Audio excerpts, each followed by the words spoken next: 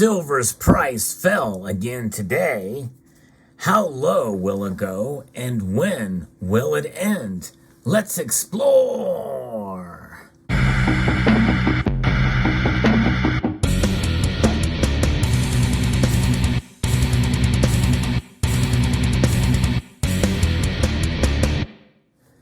There are a lot of metrics and measures in the economic situation that are pushing and pulling on gold and silver's price.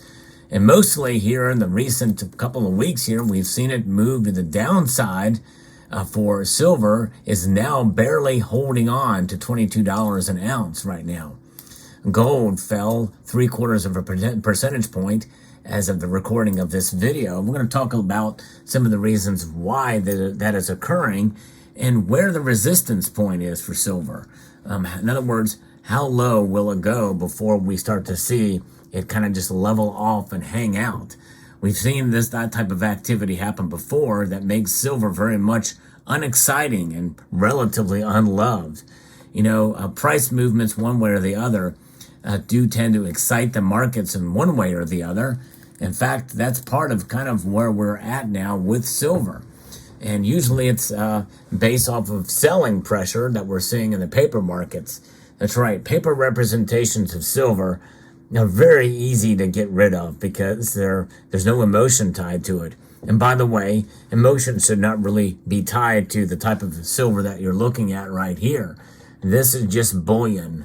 And bullion is something that it should really just, the only attachment that we have to it is the blood, sweat, and tears of the money that we earn in our paychecks. And some of that goes towards the premiums that are involved in these. You don't have that with ETFs, at least for the most part. I guess there's a small trading fee that's tied to those. I have no experience with ETFs, but some in this community do. There are some of you who may stack silver in the physical form like you see here, and then you also may diversify a bit by trading exchange traded funds and silver futures and the like.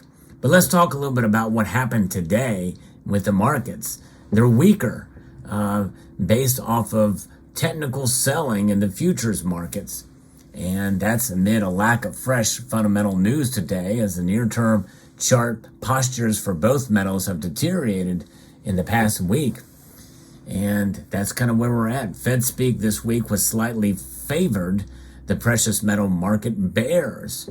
Federal Reserve Chairman Jerome Powell, along with other Fed officials this week, doubled down on their rhetoric that while U.S. inflationary pressures have begun to recede, much more work needs to be done from the Fed, meaning more interest rate increases at upcoming FOMC meetings. Focus is beginning to turn to the U.S. Consumer Price Index report out coming next week on Tuesday. And that is kind of what is having, and that is going to mean that likely the dollar index is going to continue to be strong. And, where we have historically seen it and kind of where we're seeing it now, that means that it'll stay high. It's up above 103 now, even though it is down slightly. But some selling pressure in spite of the dollar kind of hanging on, but down a little bit now. That's kind of where this is. And so that is having an effect on the metals prices. It's not very often that we see the dollar index down and silver prices down. Usually they work inverse of each other. But when there's technical selling, where is that selling happening? It's usually happening in the paper markets. You may have noticed my other video that I posted recently talking about how there's going to be less demand for physical silver this year, as what has been forecast by Metals Focus through the Silver Institute. And that means that we may not see the squeezes that we've seen both organically or planned potentially for 2023.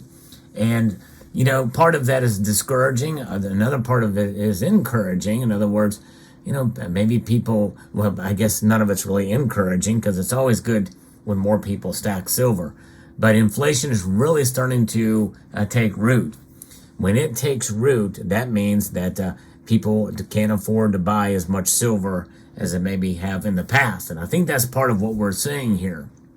And that's why it's discouraging.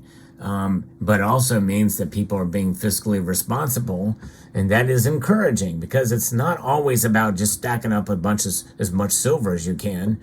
But I hope and pray that more and more people will wake up to silver, and gold as well too, but silver especially, over the course of a long period of time, and understand the fundamentals of what it's about when you stack this metal in bullion form. It is about wealth preservation over the long course of time, and taking some of your money, a percentage of your money outside of the system, of all the systems that we have, the stock market, the banking system, and remove it. Think of it as a transfer of wealth. You know what I mean? That's really the bottom line.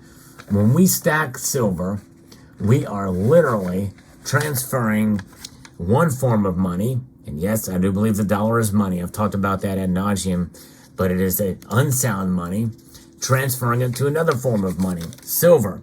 Now, people can make an argument about whether silver is money because it doesn't really transact, but it's what I refer to as dormant money, or commodity money, maybe is one way to look at it.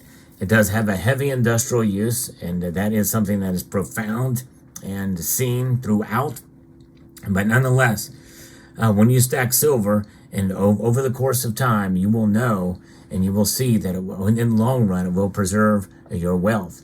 I once kind of appraised a small collection, and somebody had bought a silver eagle back in 1989 for $7.49.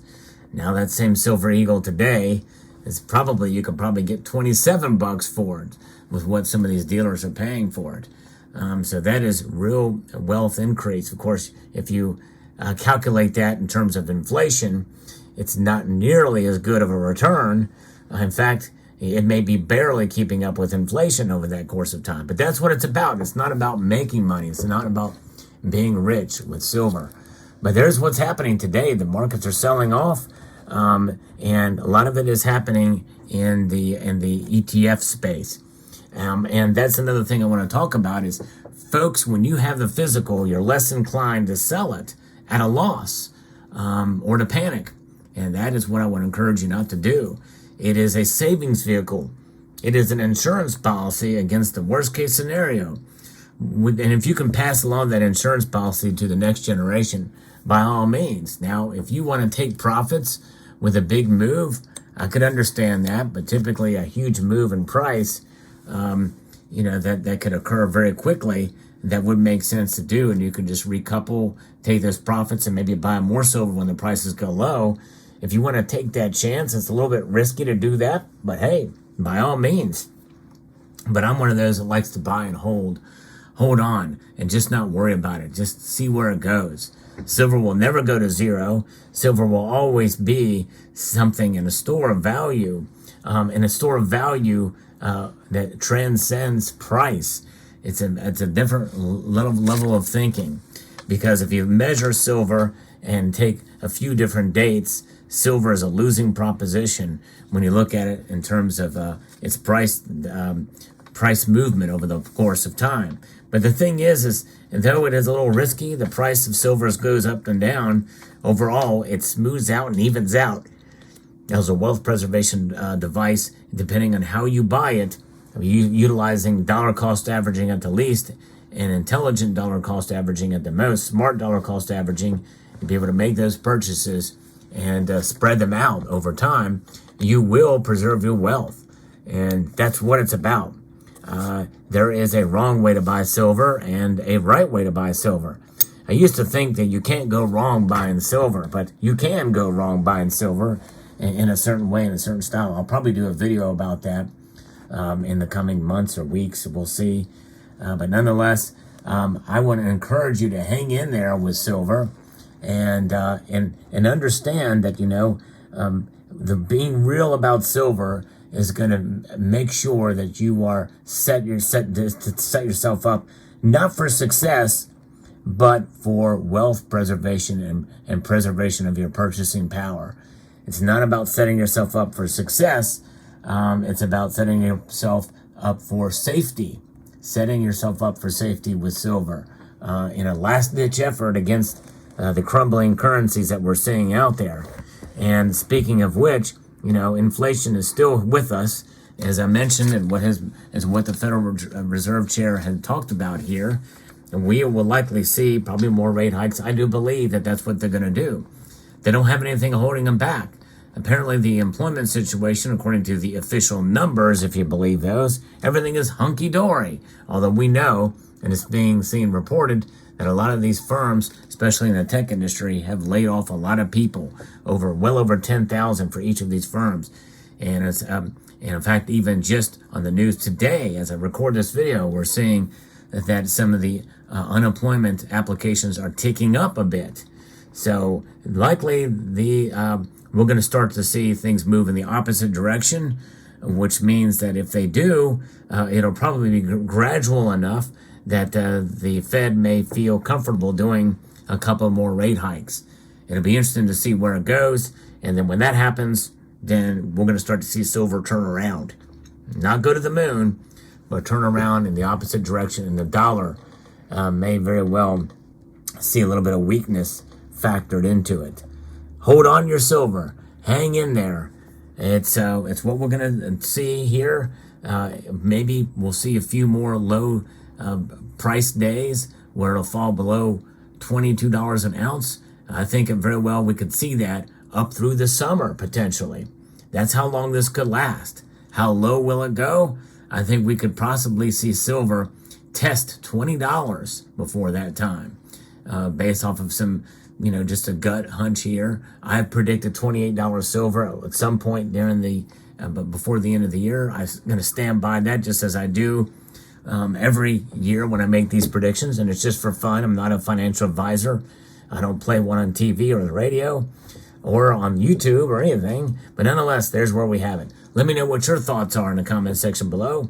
I'd like to extend a multitude of gratitude to you all for taking the time to watch, and to encourage you to please rate, share, comment, and subscribe.